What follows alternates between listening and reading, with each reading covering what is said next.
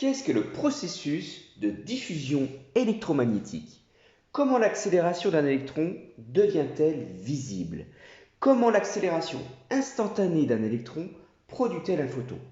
En d'autres termes, qu'est-ce que le rayonnement? Dans cette vidéo, nous allons expliquer comment, lorsque l'on excite la matière, des molécules chargées par une onde plane, comment un rayonnement est émis dans toutes les directions en champ lointain. On dit alors que la lumière est diffusée. Alors attention aux faux amis. L'anglais utilise le mot scattering pour la diffusion d'une onde par un milieu. Le faux ami anglais, diffusion, se limite au processus diffusif tel que celui de la chaleur ou des particules comme le mouvement brownien. On va traiter ici cette émission classiquement, c'est-à-dire en considérant les vibrations moléculaires. Cela vous rappelle vos connaissances d'électrostatique. Le seul prérequis ici est de savoir qu'une charge crée tout autour d'elle un champ électrique radial en tout point de l'espace, et nous l'avons déjà vu dans une autre capsule vidéo. Alors la nouveauté ici est que l'on vient provoquer une vibration ressentie comme une accélération. Alors, notre objectif ici est de calculer le champ électrique créé par cette charge accélérée pour en déduire l'énergie de l'onde lumineuse émise et obtenir ainsi la célèbre formule de Larmor et de comprendre les bases de la diffusion de Rayleigh. Alors, imaginons au départ que nous ayons une charge au point O et qu'à partir de ce temps t0 égale 0, l'électron subit une accélération quasi instantanée qui produit un changement de vitesse ΔV sur un temps ΔT, un temps très court. Après cette phase d'accélération, l'électron va continuer son chemin avec une vitesse constante pendant un temps que l'on va noter t. On fixe ce temps t bien plus grand que le temps instantané ΔT. L'électron s'est éloigné de sa position initiale ici et il va parcourir une distance v fois t. Alors cette vitesse constante v vaut alors maintenant a fois dt. Le temps de propagation de l'électron pour passer de O à O secondes est donc de t plus ΔT. Alors on sait en électrodynamique, depuis Maxwell, que l'information dans le vide voyage avec la célérité de la lumière et donc parcourt une distance de c fois t plus ΔT. Alors la première équipotentielle que nous traçons ici correspond à un cercle centré sur la charge en O en tout début d'accélération. Le rayon du cercle est ici donc c fois t plus ΔT, c'est-à-dire qu'un observateur qui serait situé au-delà de ce cercle, en réalité c'est une sphère, donc cet observateur n'aura aucun moyen de savoir que la charge a commencé son accélération. Alors on sait que tout le long de la ligne équipotentielle ici, le champ électrique va être perpendiculaire à la ligne équipotentielle, E égale moins gradient du V. Si on suppose ici que la charge est positive, le champ électrique il va alors être sortant. Essayons maintenant de dessiner les lignes équipotentielles. Prenons l'exemple du champ électrique rouge. Alors lorsque la charge va se déplacer selon l'axe X et voyager pour se retrouver en O secondes, le champ électrique va rester radial à la charge. Mais il va aussi rester parallèle au vecteur champ électrique en début d'accélération. Alors maintenant, regardons où se trouvent les lignes équipotentielles sensibles à l'accélération. C'est forcément à l'intérieur du cercle que nous venons de construire. L'accélération se termine en O'. Donc si la particule parcourt une distance R' qui vaut Ct à partir de O', alors elle aura perdu toute information de la fin de l'accélération. On trace donc un second cercle centré en O' avec un rayon qui va correspondre à cette distance R' qui vaut Ct. Ce second cercle va correspondre à l'équipotentiel qui termine l'accélération. Donc seul un observateur placé entre ces cercles, dans la zone ici hachurée en vert, pourra alors obtenir l'information que la charge a accéléré. Et la distance entre ces deux cercles est approximativement c fois delta t. On peut définir maintenant la distance entre les deux lignes équipotentielles parallèles. On va l'appeler U perpendiculaire fois t. Maintenant, nous avons quelque chose de très intéressant car nous avons deux lignes de champ électrique différentes qui doivent être connectées. La ligne de champ électrique doit être continue. Donc on trace une droite dans la coquille très fine pour relier les deux extrémités de la même ligne de champ électrique. À l'intérieur de la coquille, le champ électrique n'est alors pas parallèle à la direction radiale ici. Vous voyez qu'ici il y a une pente, ce qui signifie que le champ électrique se décompose aussi perpendiculairement à la direction radiale. C'est le point important à comprendre ici. Nous avons localement ici les conditions d'une onde plane qui va se propager vers l'extérieur. On peut appeler cette onde plane aussi un rayonnement ou encore une perturbation du champ électromagnétique ou tout simplement une particule comme le photon. Alors l'objectif maintenant va donc être de calculer la composante perpendiculaire du champ électrique à l'intérieur de la coquille. C'est elle qui va être responsable de la diffusion en champ lointain. Alors on peut calculer cette pente, c'est-à-dire E perpendiculaire sur E parallèle. On observe ici que ce rapport va être égal à U perpendiculaire fois t divisé par C delta t. On sait par ailleurs que U est égal à A fois delta t, et donc la vitesse perpendiculaire sera l'accélération perpendiculaire pendant le temps d'accélération delta t. En remplaçant et en simplifiant par delta t, on obtient E perpendiculaire sur E parallèle qui va être égal à A perpendiculaire fois t divisé par C. On introduit la dépendance radiale avec t égale R sur C et il ne nous reste plus donc qu'à calculer E parallèle. Alors on sait que la coquille est vide, c'est-à-dire pas de charge électrique à l'intérieur. Donc la continuité du champ nous impose que E parallèle doit être égal à E juste avant l'accélération, c'est-à-dire au champ électrique statique. Et on sait par ailleurs, depuis nos cours d'électrostatique, que E vient du champ de Charles Coulomb.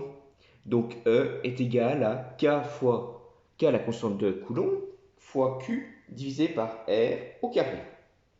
Et l'on obtient donc la composante perpendiculaire qui va dépendre cette fois-ci en 1 sur R. Nous n'avons donc plus une dépendance en 1 sur R carré ici, mais bien une onde propagative en 1 sur R. Alors vous avez ici une simulation des décrochements des lignes de champ électrique provoquées par l'accélération instantanée de la charge électrique. Alors on doit encore prendre en compte le délai T', c'est-à-dire T moins R sur C, entre l'accélération de la charge et l'observateur en T. Le champ électrique va être très sensible aussi à l'accélération à l'angle θ défini ici entre le vecteur radial et la direction de l'accélération. En fait, A perpendiculaire vaut A sinus θ. Notez que le champ électrique et A perpendiculaire sont de signes opposés pour une charge électrique positive.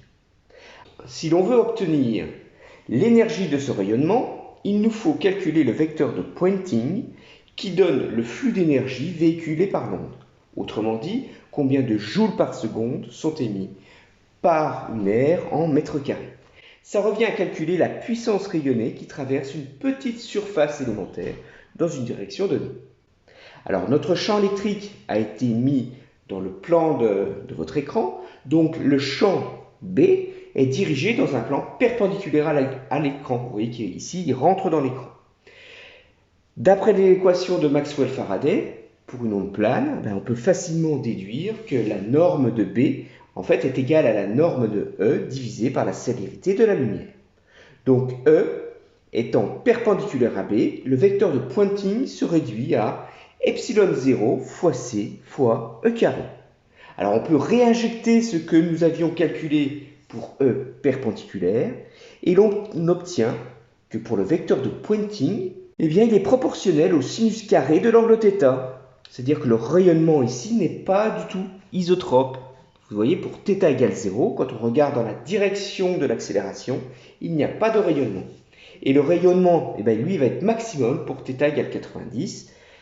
C'est un diagramme de rayonnement caractéristique, vous voyez, avec deux lobes symétriques de part et d'autre de la direction d'accélération de la charge. Alors, si l'on veut calculer la puissance totale dissipée, c'est-à-dire en watts, on doit intégrer le vecteur de Poynting sur la totalité de la sphère. Alors, ce n'est pas une intégrale triviale. Nous sommes ici en coordonnées sphériques. La surface élémentaire d2s vaut alors r carré sinus θ dθ défini. Donc la dépendance, vous voyez qu'en r carré va alors disparaître. La puissance rayonnée va donc être indépendante de la distance d'observation. Alors la puissance est alors, vous voyez ici, proportionnelle à l'intégrale du sinus au cube. Alors on va calculer cette intégrale par partie, avec un changement de variable ici. Alors je vous donne le résultat, elle vaut 4 tiers. Et l'on obtient ainsi la formule obtenue par Larmor il y a plus d'un siècle, au début de 1900. P est égal à A carré Q carré divisé par 6 pi epsilon 0 C3. Alors à ce stade, la question que l'on peut se poser, c'est comment accélérer une charge. Autrement dit, quelle va être la force que l'on va appliquer sur la charge? Eh bien, on va utiliser la lumière, une onde plane. On sait depuis Maxwell qu'une onde électromagnétique peut être décrite comme un champ électrique oscillant, couplé avec un champ magnétique oscillant à la même fréquence. Et c'est ce champ électrique extérieur qui va accélérer la charge avec la force F égale Q fois E.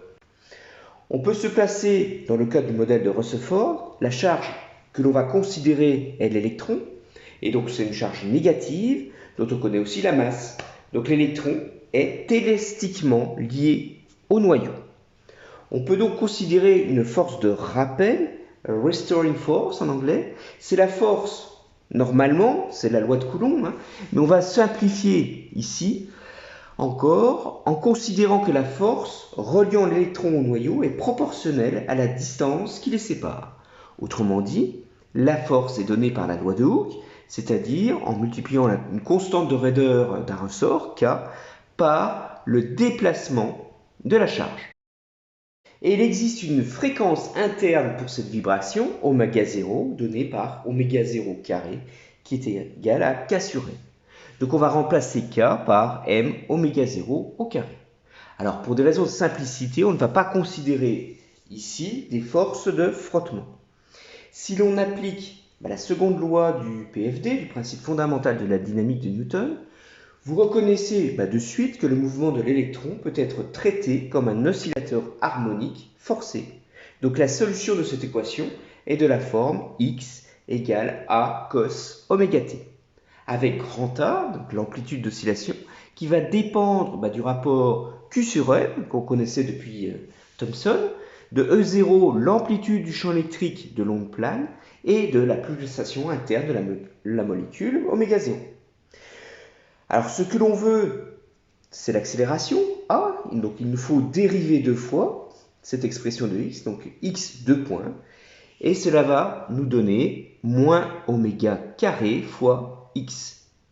Donc on peut maintenant introduire cette accélération dans la formule du vecteur de Poynting, et il apparaît une dépendance de la fréquence en oméga à la puissance 4. Au dénominateur, il y a, vous voyez ici, une compétition entre oméga, la fréquence de l'onde plane appliquée, et oméga 0, la fréquence interne. Nous n'allons pas considérer ici la diffusion résonante, c'est-à-dire lorsque oméga s'approche de oméga 0, ça fera l'objet d'une autre vidéo. Nous allons traiter ici le cas où l'électron est lié au noyau, comme dans une orbitale 1s qu'on avait vu dans le modèle de Rutherford. Alors nous l'avons déjà calculé dans la capsule sur l'énergie électrostatique.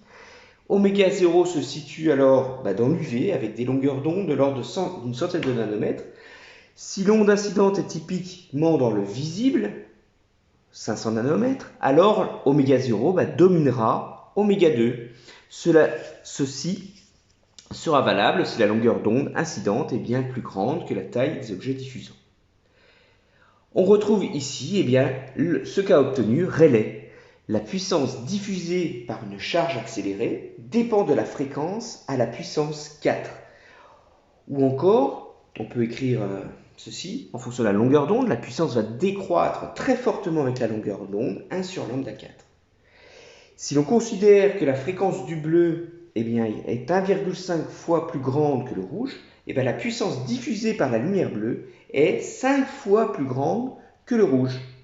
C'est ce qui vous explique que la lumière blanche qui nous vient du soleil, c'est comme une onde plane, va être plus diffusée dans le bleu par les molécules petites de l'atmosphère, et c'est ce qui va vous donner la couleur du ciel. Ici, quand vous regardez, vous voyez un écran. Voilà. Vous avez ici une vision classique maintenant de ce qu'est la diffusion électromagnétique et comment la lumière incidente interagit avec la matière pour ainsi rayonner dans toutes les directions. Nous avons décrit ici simplement le cas de la diffusion Rayleigh, c'est-à-dire lorsque la lumière est diffusée avec la même longueur d'onde que la lumière incidente. Par contre, les rayons de faible longueur d'onde sont plus déviés que les grandes longueurs d'onde. Merci pour votre attention et je vous dis à bientôt.